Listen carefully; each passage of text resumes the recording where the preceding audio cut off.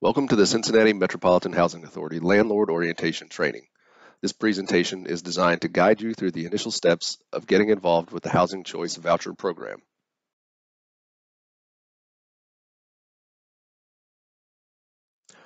Once you have finished this presentation, if you have any questions, please feel free to email them to david.yates@cintimha.com.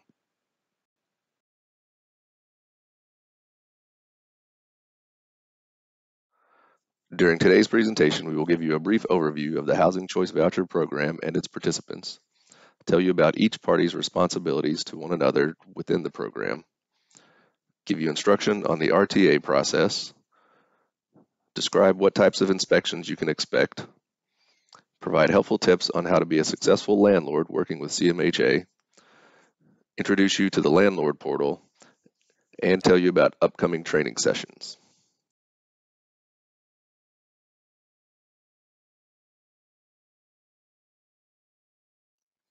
Participants in the Housing Choice Voucher Program come from many backgrounds and all walks of life.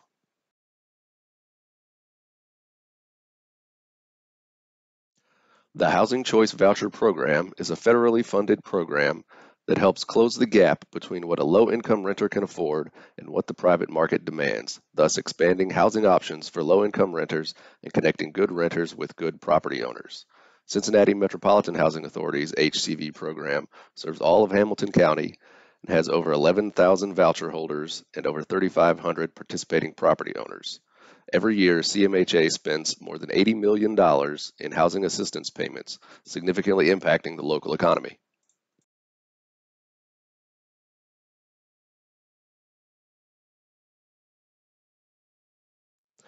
Not every applicant to the program will be approved. CMHA and HUD have basic guidelines to determine who can participate.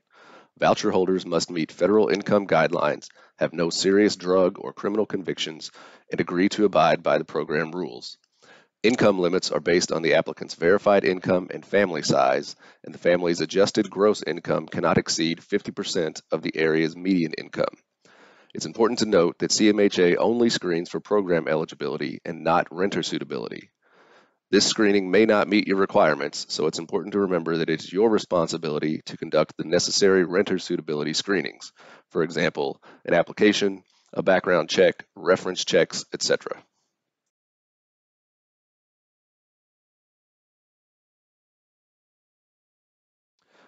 Each party has a contractual relationship and set of obligations and responsibilities to each other party involved.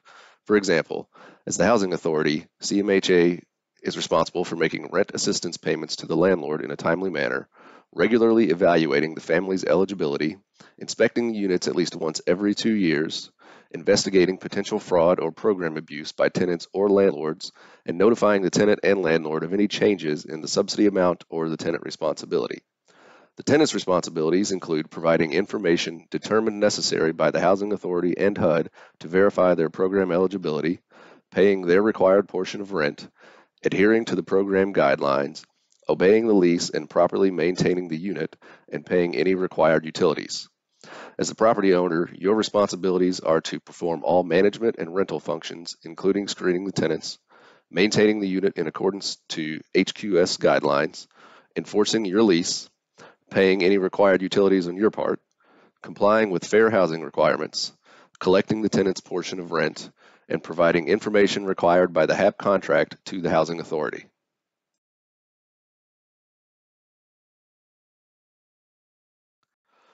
To follow up on the previous slide, it's the owner's responsibility to enforce the lease, maintain the unit in accordance with HUD's housing quality standards and CMHA's unit standards, encourage your tenants to be good neighbors and work to modify any inappropriate behavior. Additionally, a property owner cannot engage in any drug-related or violent criminal activity. They cannot have a history or practice of non-compliance with maintaining units in accordance with HUD's housing quality standards, and property owners cannot rent to family members who are receiving voucher assistance.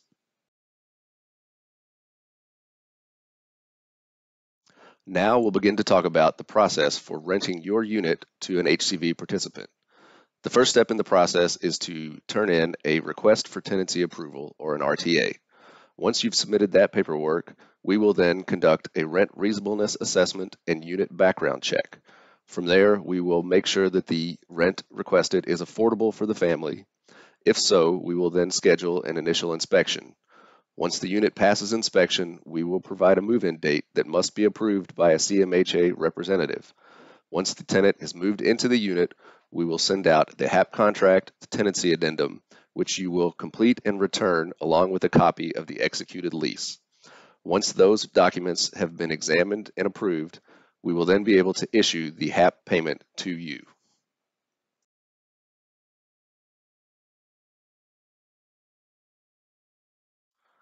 One of the first questions that a newly participating owner will ask is, how much rent can I charge? The best answer is a fair market rent, or what any non-assisted family would pay in the private market for a comparable unit.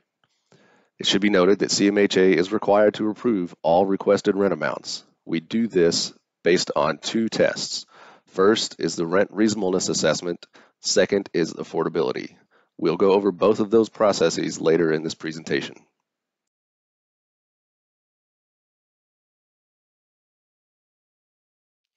The request for tenancy approval, or RTA, is the name of the paperwork submitted to start the process of renting your unit to a voucher holder. It can be found on the documents page of the CMHA website. It should be completed by you, the property owner, and signed by both you and the proposed tenant. The RTA will include security deposit amount, requested rent, number of bedrooms, utility responsibilities, and unit amenities. Completed RTAs can be emailed to rtaexpress@cintymha.com or submitted at our office. We ask that you allow up to 15 days for processing, unless turned in during RTA Express, which we will discuss on the next slide.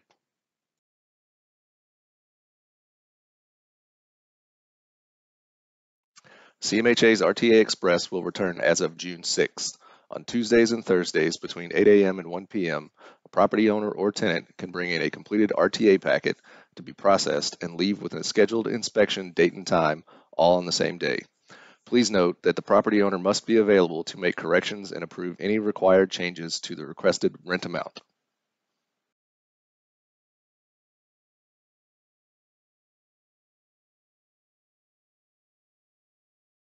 When submitting an RTA packet, if the tenant will be responsible for water and sewage in your unit, you will be required to supply proof that the water bill is current.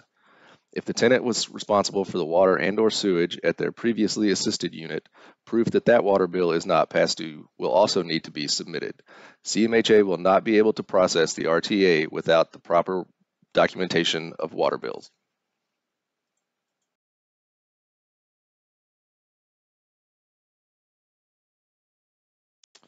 Ensure that all unit information is accurate before submitting your paperwork.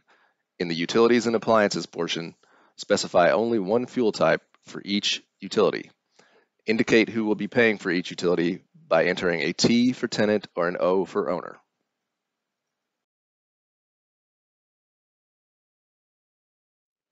If anyone other than the property owner will be managing the property, you must complete and submit a property manager authorization form in order for that person or company to act on your behalf with CMHA.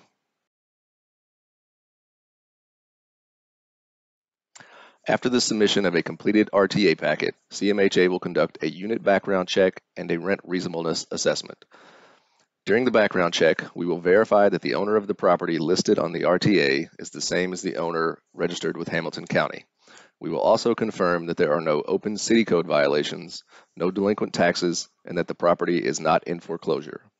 Rent reasonableness is to ensure that the voucher holder is paying the same contract rent that a knowledgeable consumer would pay for a comparable unassisted unit in the same market. It is required before a HAP contract can be completed.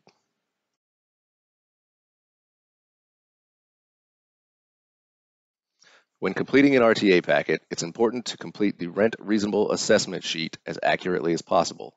Failing to account for all amenities within the unit or within the property could result in CMHA having to approve a rent lower than what you have requested or lower than what you would be willing to accept.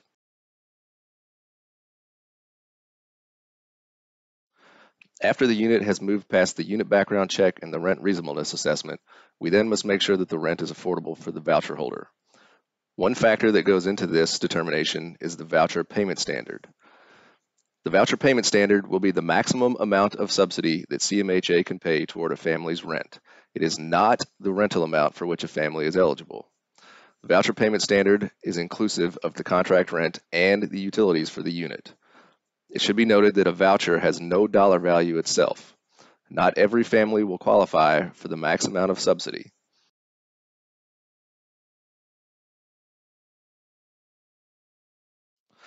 Voucher payment standards are provided by HUD and updated on a yearly basis. The current voucher payment standards can be seen here and can also be found on our website, cintymha.com, under the Documents section.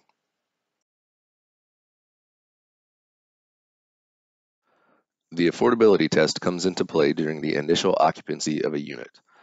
When first moving in, HUD will not allow a family to pay any more than 40% of their adjusted gross income toward rent and utilities.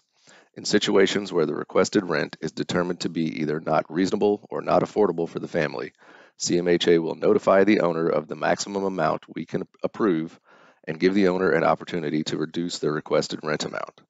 It should be noted that in these situations, side payments are not allowed.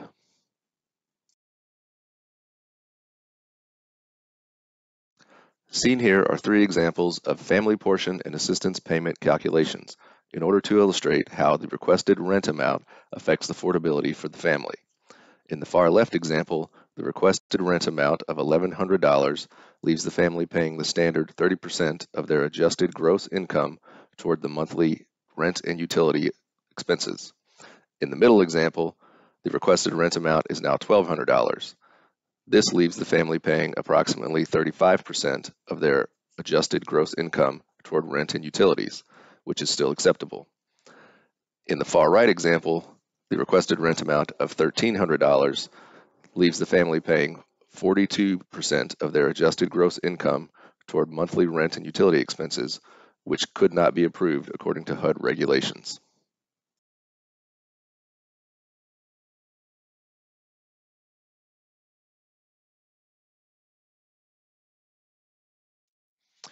After the unit has passed the background check and the requested rent amount has been determined to be both reasonable and affordable, the initial inspection will be scheduled. An office specialist will contact you in order to schedule this inspection. Inspections are done even if a renter is currently living in the unit and are scheduled after the RTA has been approved. Units must be ready for inspection when submitting the RTA, and the unit must be in move-in condition and meet HQS standards. During the inspection, the potential unit, any common areas, and any exterior areas will be inspected.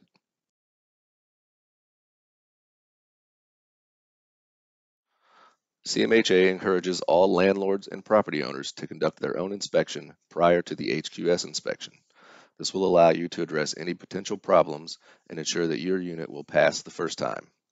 A pre-inspection checklist can be found on the back of the request for tenancy approval or can be found on our website, cintymha.com, in the Documents section.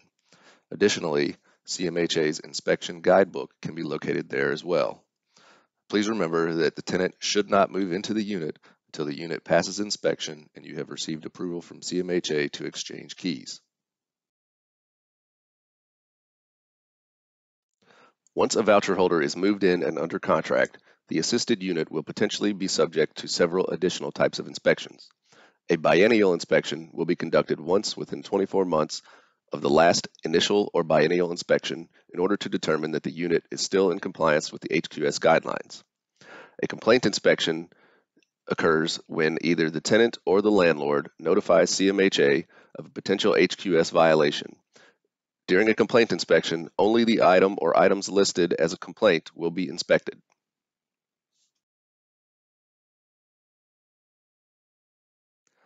An emergency inspection is similar to a complaint inspection, with the exception being that the potential HQS violation represents an exigent health and safety hazard to the tenant, and that the failed item must be repaired within 24 hours rather than the normal 30 days.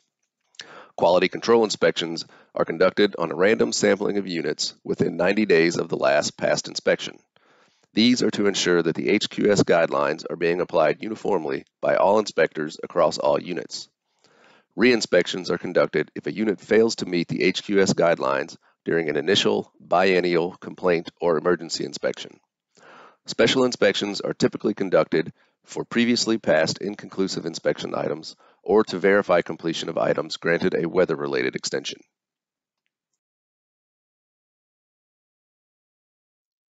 Here you can see a list of some of the most common items failed during an inspection.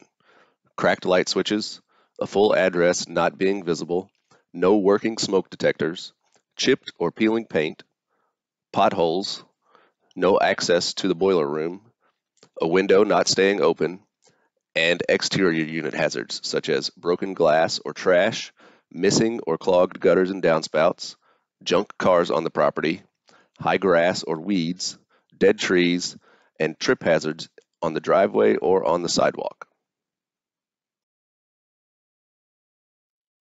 Perhaps the most helpful tip that can be given to a property owner is to avoid abatement. Abatement is when assistance payments are suspended as a result of a failed HQS inspection that is determined to be the owner's responsibility to fix. HUD does not allow housing authorities to pay on units that do not meet housing quality standards. As such, if a unit fails an inspection and the repairs are not complete by the repair due date, the unit must be placed into abatement. The abatement period will begin the first of the month following the due date of the repairs. The abatement period will end once the unit has passed re-inspection. It should be noted that HAP portions suspended during an abatement will not be repaid to the owner. In the example you see here, a unit fails inspection on February 8th, the repairs are then due on March 8th, and the unit is re-inspected on March 15th and fails the re-inspection. The abatement would then begin on April 1st. Thus, it's important to remember to make your repairs in a timely manner. If that is not possible, you can request an extension by submitting the Request for Repair Extension, which is found on the CMHA website on the Documents page.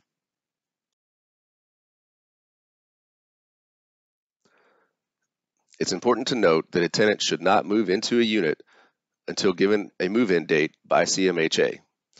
This is so that CMHA can ensure that proper notice was given to the previous owner and to ensure the notice was met, as well as to ensure that we are not paying on 2 units at the same time for 1 tenant. The tenant or the property owner can contact the tenant's housing specialist to be advised of the move-in date. Once a tenant has moved into the unit, CMHA will send the owner the Housing Assistance Payment or HAP contract. HAP contracts must be fully completed, must be returned in a timely manner, and the information must match what was submitted with the RTA, indicating who is responsible for which utilities, and it must reflect any reduced rent amount that was agreed upon during the RTA process. As with any contract you're a party to, it's important to read through and familiarize yourself with the entirety of the HAP contract. However, there are 2 particular clauses we feel are especially important to point out. Part B, Section 7, Subsection F, notes that money could be withheld from the assistance payments for other units under contract with the housing authority if the owner has been overpaid.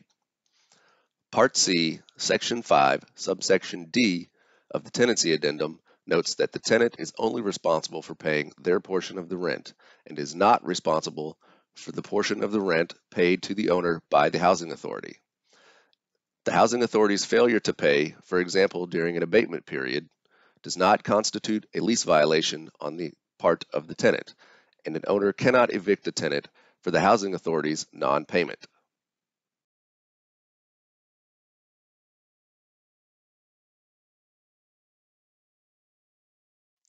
The Tenancy Addendum is a document mandated by HUD which outlines program guidelines and expectations for both the tenant and the owner throughout the duration of the tenancy, and must be signed by both tenant and owner. Once executed, the Tenancy Addendum, along with the HAP contract, become part of the lease agreement. Seen here is a list of items that HUD requires be found in the lease agreement.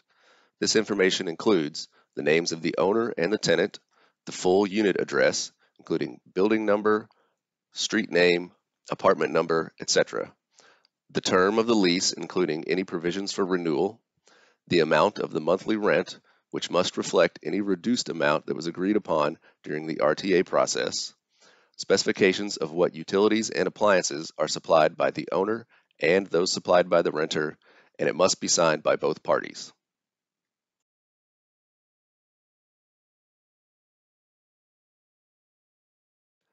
To have a well-written lease agreement, make sure that it is detailed, specifies the unit or apartment number, includes the lease term, and contains verbiage regarding evictions for drug and violent criminal activity. CMHA also encourages owners to incorporate a maintenance charge list with their lease so that a tenant is aware of any costs they may incur for damages that they cause. CMHA will review the lease to determine if it complies with state and local law. It should also be noted that in the event that the voucher is terminated, the renter is still responsible for the terms of the lease.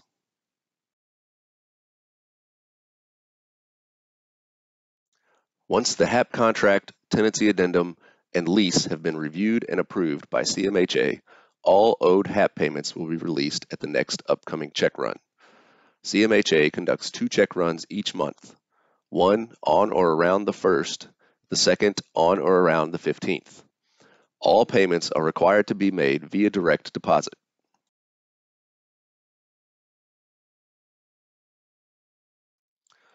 Once per year after the initial lease term, owners can submit a request for a contract rent adjustment. Just as was done during the RTA process, CMHA must conduct a rent reasonable assessment on the requested rent amount in order to determine if it can be approved. Owners cannot appeal a rent reasonable determination, but CMHA will correct any errors made during the determination. Rent adjustments cannot be backdated and will be effective the first of the month following 30 days notice to the family of any change. Any requests received prior to the end of the initial lease term or less than 12 months after the effective date of the last adjustment will be rejected. It should also be noted that if the rent assessment comes back lower than what the rent is currently, CMHA must adjust the rent to the lower amount.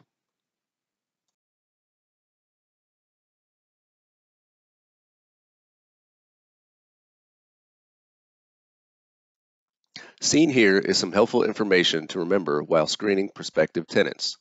Being thorough during this process can set the foundation for a good tenant-owner relationship. Evaluate all prospective tenants and look for someone who will maintain your property. Always use a rental application. Use standard processes across the board to ensure equal treatment of all prospective tenants. Include all family members and collect information on all adults. Conduct appropriate background checks such as credit reporting services, police checks, rental history, etc., and document the condition of rooms with photos, video, and a written checklist.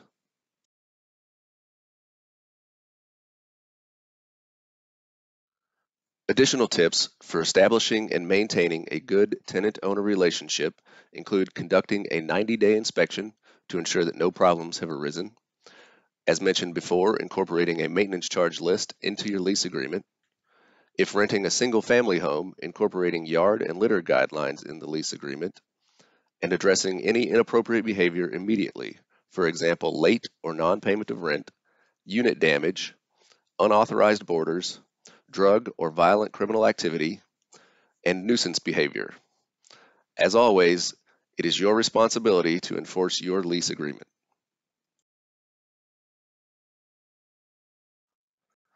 Some final helpful tips for becoming a successful participant in the Housing Choice Voucher Program are to make sure that you communicate with your tenants and with CMHA, develop a strong relationship by staying in regular contact with your tenants, handle complaints quickly and encourage your tenants to contact you with problems quickly, document unit conditions prior to move-in and after tenants move out, and become familiar with Ohio's landlord-tenant laws.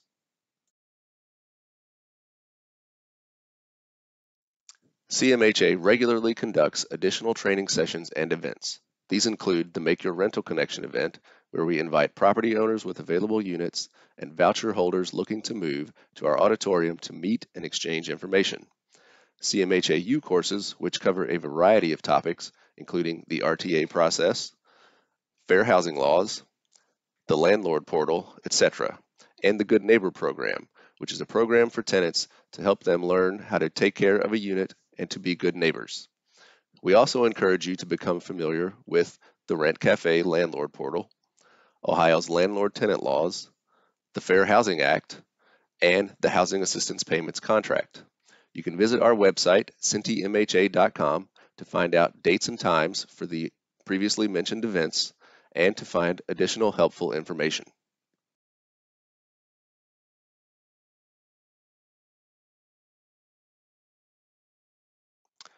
The Rent Cafe Landlord Portal is an invaluable tool for you to utilize during your participation in the Housing Choice Voucher Program.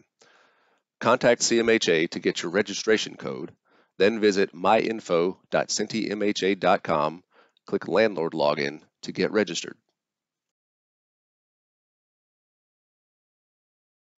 Once registered, you can use the Landlord Portal to find a wealth of information without needing to contact CMHA directly. For example, you can find your payment ledger, your tenant's caseworker information, unit information such as assistance payment and tenant portion of rent, inspections results, whether or not there are any holds or abatements on your units, etc.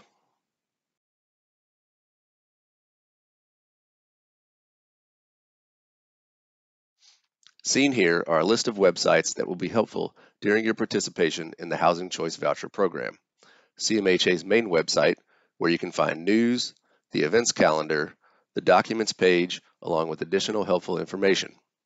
The Hamilton County Clerk of Court's website that you can utilize during background checks of potential tenants. The Hamilton County Auditor's website, which we utilize during the unit background checks of the RTA process. The EPA's lead-based paint pamphlet, the Rent Cafe Landlord Portal, myinfo.cintymha.com, and a link to view the water bill in the event that it is needed for the RTA process. Finally, I would like to thank you for taking the time to watch this presentation today and for your consideration in joining CMHA's Housing Choice Voucher Program. If any of the information covered was unclear, or if you have any additional questions, please feel free to reach out to me via the contact information you see on the screen now.